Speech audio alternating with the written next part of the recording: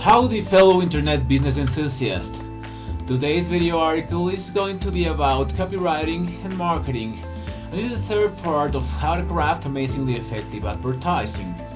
And its name is called Push the Emotional Hot Buttons. If you want to go ahead, let's get started. This is where research really pays off, because in order to push those buttons, you need to first know what they are. Listen to this story first, and I'll tell you what I mean. Once upon a time, a young man walked into a Chevrolet dealer's showroom to check out the Chevy Camaro.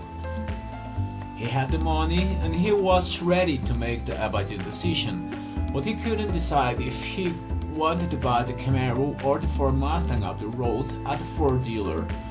A salesman approached him and soon discovered the man's dilemma. "Tell me what you like best about the Camaro," said the salesman. "It's a fast car. I like it for its speed." After some more discussion, the salesman learned the man had just started dating a cute college cheerleader. So what did the salesman? Simple, he changed his pitch accordingly to push the hot buttons he knew would help advance the sale.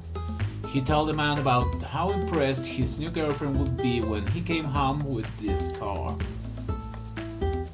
He placed a mental image in the man's mind of him and his girlfriend cruising the beach in the Camaro, how all of his friends will be envious when they see him riding around with a beautiful girl in a beautiful car. And suddenly the man saw it. He got it. And the salesman recognized this and piled it on even more. Before you know it, the man wrote a nice fat check to the Chevy dealership because he was sold. The salesman found those hot buttons and pushed them like never before until the man realized he wanted Camaro more than he wanted his money. I know what you're thinking. The man said he liked the car because it was fast, didn't he? Yes, he did. But subconsciously, what he really desired was a car that would impress his girlfriend, his friends, and in his mind make them love him more. In his mind, he equated speed with thrill. Not because he wanted an endless supply of speeding tickets, but because he thought that thrill would make him more attractive, more likable. Perhaps the man didn't even realize this fact himself, but the salesman sure did. And he knew which emotional hot buttons to press to get the sale.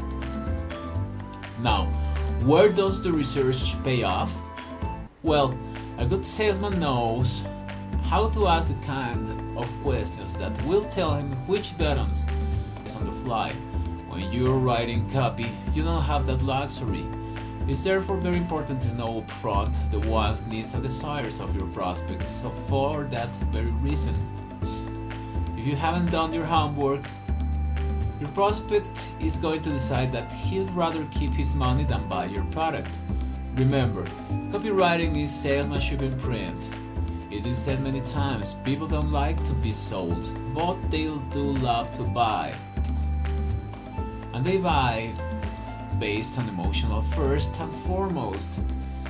Then they justify their decision with logic, even after they are already sold emotionally. So be sure to back up your emotional pitch with logic to nurture that justification at the end. And while we're on the subject, let's talk a moment about perceived hype in a sales letter. A lot of more conservative advertisers have decided that they don't like hype because they consider hype to be old news, been there and done that. My customers won't fall for hype. It's not believable anymore. What they should realize is that hype itself does not sell well.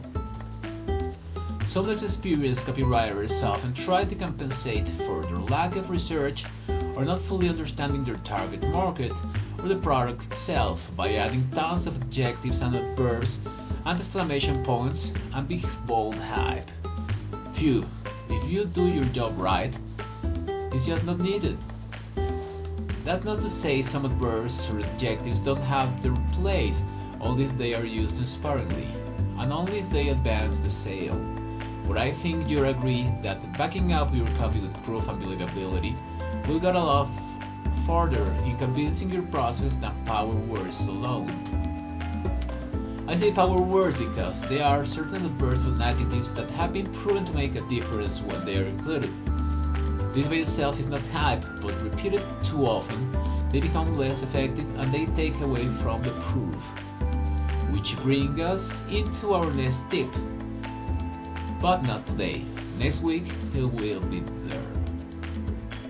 In the meanwhile, get more copywriting and marketing knowledge free at danielcajiga.com. Receive valuable information, tips, tricks, gifts, tactics, strategies, and more for free just by subscribing to my internet business know-how mailing list at sidanka.com/membership/loves members. Until next time, thank you very much for watching.